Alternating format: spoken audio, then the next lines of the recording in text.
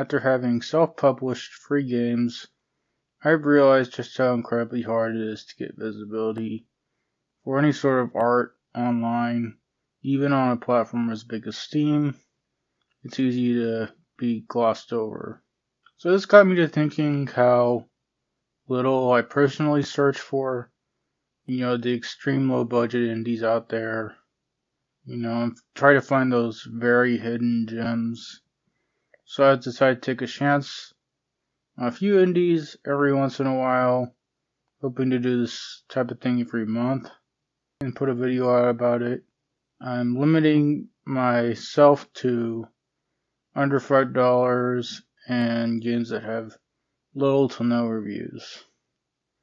Today I'm taking a look back at June 2023 Steam low budgets, but I might do other topics as well. Before I get into this, I want to mention my low budget Steam indie game, The Silicon Shadow. It's sort of a Bioshock-like game about an AI taking over a space station. It's got a lot of noir, retrofuturistic elements. It's also inspired by the movie Metropolis. It's a movement shooter where you sort of glide around and shoot. I think you'll like it. So now let's get into the other indies that I looked at this time.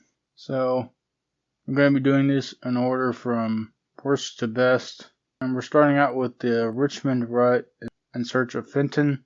It's sort of a mean game. So I don't think they're taking it too seriously, but I still think it could have been better. It's one pretty empty level with very basic shooting of random evil animals. Occasionally a flaming skull for whatever reason. There's a big issue of enemies spawning behind you, which is annoying. There seems to be no end to the game. I've searched everywhere inside and outside the map. There's a glitch to get outside the map. Pretty easy. There's not much to look at here, but there is at least this funny nuke gun.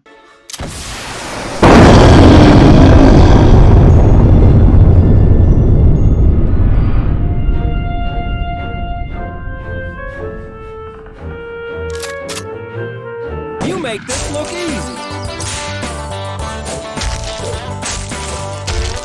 Anyway, so on to the next one. Next we got Hotel Manabella, which is a haunted hotel horror game, which that's always a good concept, but the atmosphere in this is decent with the style of red and black lighting and old hotel stuff. But there's too many timed puzzles. It even starts you on one without telling you, and you fail without realizing what you were doing. And the puzzles themselves aren't great. Also, there seems to be just two lackluster bad endings. Unless there's something I missed. Next we got Tank and Roll. It's a decent single screen arcade game. Decent vehicle combat. Where you're like a little tank type thing. It's got decent upgrades and enemies and such. The sketchbook style is decent. You could even draw your own vehicle, which is fun. The bosses do seem to have too much health. The fights go on pretty long. But I do like how one of them is the Independence Day ship. Overall, it would be nice if this were expanded into like a Metal Slug style side scroller. Also add to the drawing mechanic. And do things like be able to draw your own weapons. Anyway, so lastly we have Cardiac Powder.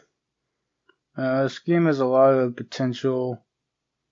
It's generally my favorite of the ones I played.